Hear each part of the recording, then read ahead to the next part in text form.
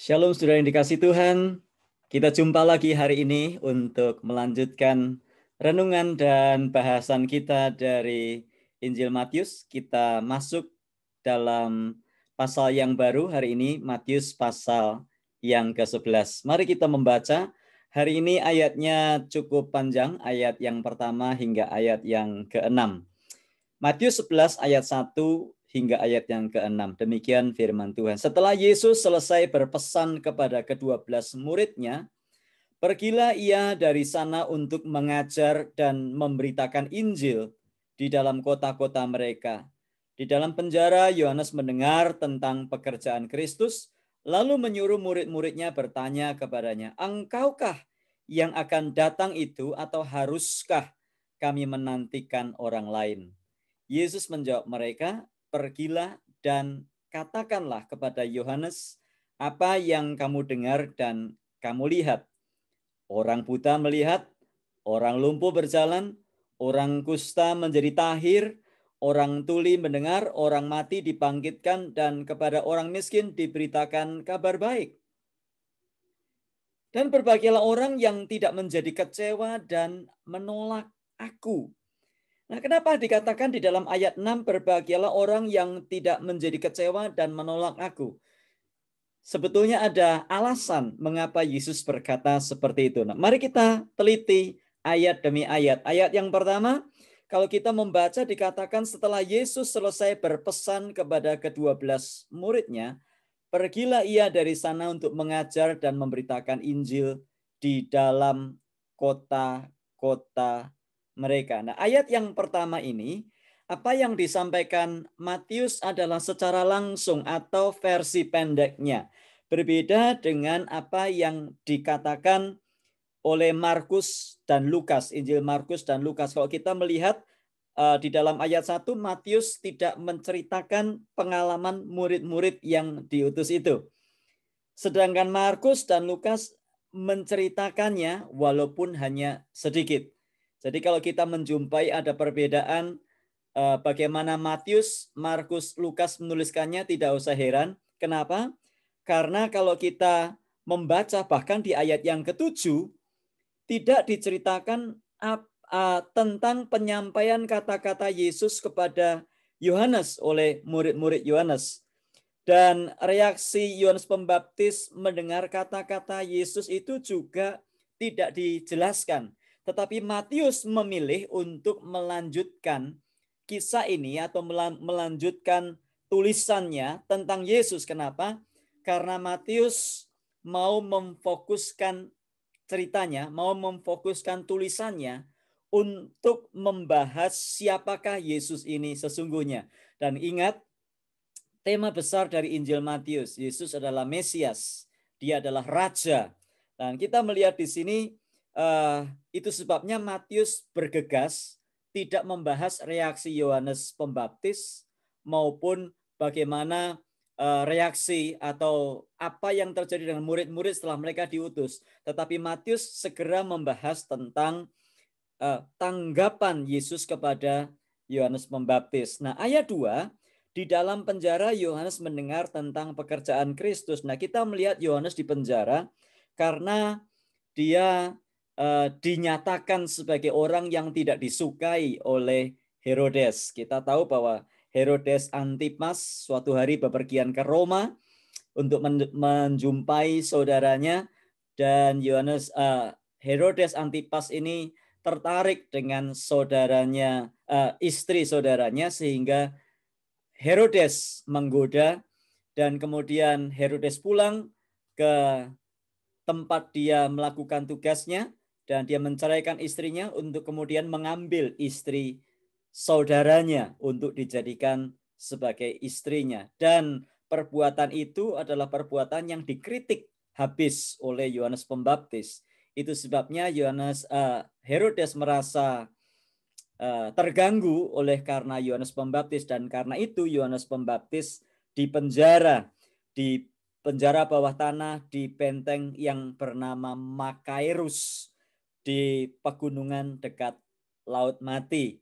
Itu sebabnya Yohanes ada di penjara. Nah, ayat yang ketiga, kalau kita membaca dikatakan di situ, lalu Yohanes menyuruh murid-muridnya bertanya kepadanya, engkaukah yang akan datang itu, atau haruskah kami menantikan orang lain? Nah, latar belakangnya kalau kita membahas ayat ini, ada baiknya kita juga membaca Injil Yohanes pasal 1, di mana di ayat yang ke-29 hingga ayat yang ke-36 menunjukkan bahwa sebelum ini Yohanes sudah mengakui Yesus sebagai Mesias. Tetapi mengapa di dalam ayat yang ketiga seolah-olah Yohanes Pembaptis ini meragukan apakah Yesus ini Mesias ataukah harus menunggu orang yang lain?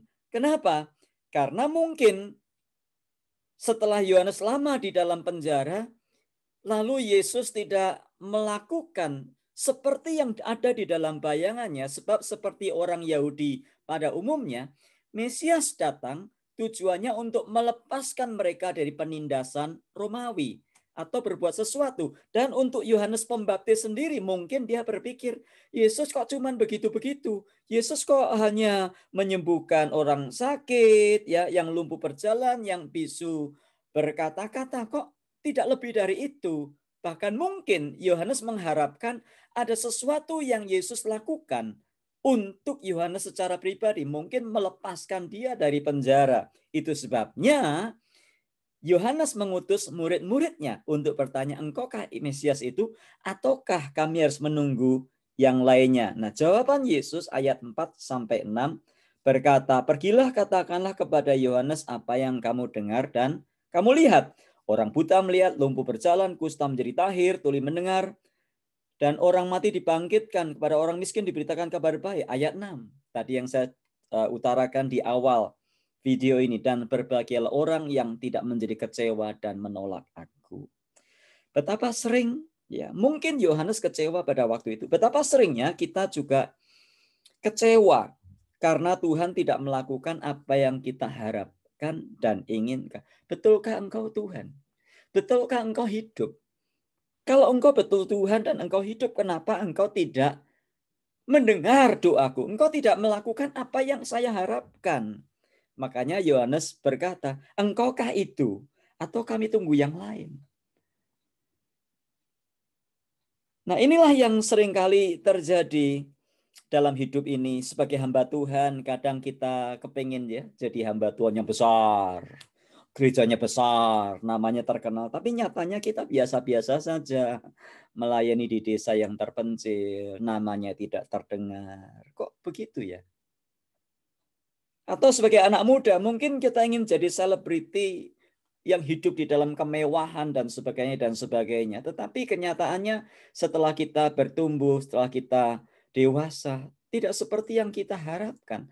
Lalu kita bertanya, saya ikut Yesus, tapi kok kenyataannya seperti itu. Suatu hari ada 3 pohon. Pohon yang pertama berkata, saya ingin jadi kapal pesiar yang mewah, di mana selebriti-selebriti naik di atasnya. Pohon yang kedua tidak mau tinggal diam dan berkata, saya kepengen bukan jadi kapal pesiar, saya kepengen jadi perabot yang mewah, yang dimiliki oleh presiden terhebat di dunia, raja terhebat di dunia. Lalu pohon yang ketiga tidak mau kalah. Kamu 2 pohon, kamu nggak tahu. Saya lebih tepat, saya lebih hebat. Saya ingin ditinggikan dari segala pohon yang ada. Dikenal. Kemudian suatu hari pohon yang pertama ditebang. Tadinya kepengen jadi perabot yang mewah. Tapi ternyata dia ditebang untuk dijadikan palungan. Singkat cerita, dia hanya menjadi palungan, tempat di mana Yesus dilahirkan. Pohon yang kedua yang kepengen jadi kapal pesiar ditebang juga. Kepenginnya sih jadi kapal pesiar, cuman jadi perahu. Tapi tahukah bahwa perahu itu adalah tempat di mana Yesus pernah naik dan mengajar murid-muridnya. Pohon yang ketiga yang ingin ditinggikan berkata, lihat, kamu cuma jadi palungan, kamu cuma jadi perahu. Saya sih enggak, saya enggak mau. Saya kepingin ditinggikan di antara pohon-pohon yang ada. Terkenal, top. Enggak lama ternyata pohon yang ketiga ini ditebang. Ternyata dia, singkat cerita, dia dijadikan kayu yang dipakai untuk menyalibkan Yesus. Nah, inilah yang terjadi dengan hidup kita. Seringkali yang kita impikan, yang kita harapkan berbeda dengan kenyataan yang Tuhan berikan kepada kita. Kenapa? Karena Tuhan punya rencana yang besar atas hidup kita. Kayu yang ingin ditinggikan tadi bukan ditinggikan dan namanya ditinggikan, tetapi kayu yang ingin ditinggikan tadi dipakai Tuhan, diubah sehingga Sang Juru Selamat tergantung di kayu itu.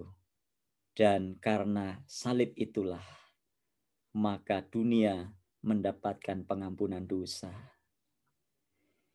Kenapa kita kecewa di dalam mengikut Dia? Karena kita mengikut Dia dan kita memiliki agenda sendiri-sendiri.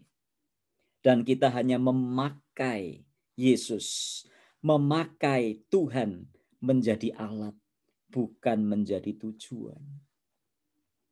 Ayat-ayat ini mengajar kita apa artinya percaya Yesus dan mengikut Dia. Artinya menyerahkan hidup sepenuhnya dan mengikuti agendanya, bukan agenda sendiri. Mengapa? Sebab kita hidup untuk Dia dan kita diciptakan untuk kemuliaan-Nya. Jangan jadikan Tuhan sebagai alat untuk kesuksesan kita. Berikan kita menjadi alat di tangannya, sehingga Dia dimuliakan dan diagungkan selama-lamanya. Mari kita berdoa. Tuhan, saat orang-orang atau saudara-saudaraku menyaksikan video ini, mungkin ada yang sedang kecewa mengikut Engkau. Mungkin ada yang sedang berpikir, bingung kenapa yang mereka harapkan, impikan tidak terjadi. Padahal mereka sudah ikut Engkau dengan setia menjadi orang yang sungguh-sungguh menjadi murid Kristus. Tapi melalui ayat-ayat ini Tuhan, sesungguhnya Engkau sedang mengajar kami bahwa kami ini milik-Mu. Tuhan, kami ini umat-Mu. Kami ini kepunyaan-Mu. Bukan menjadikan agenda kami nomor satu. Bukan memperalat Engkau untuk tujuan-tujuan kami. Tapi jadikan kami orang-orang yang rela diproses, dibentuk, dan menjadi alat-Mu. Asalkan Engkau ditinggikan dan dimuliakan. Kuatkan hati kami terus untuk tidak kecewa dan menolak Engkau, tapi terus menjadi murid-murid yang setia. Terpuji Engkau ya Bapa, dalam Tuhan Yesus kami berdoa. Amin. Tuhan kiranya terus memberkati kita sepanjang hari ini. Ingat, kita miliknya Tuhan. Izinkan Tuhan memakai kita menjadi alat untuk hormat dan kemuliaannya. Tujuan hidup ini bukan kita, bukan saya, bukan Anda. Tetapi Tuhan dan kemuliaannya sampai selama-lamanya. Amin. Tuhan memberkati kita sekalian.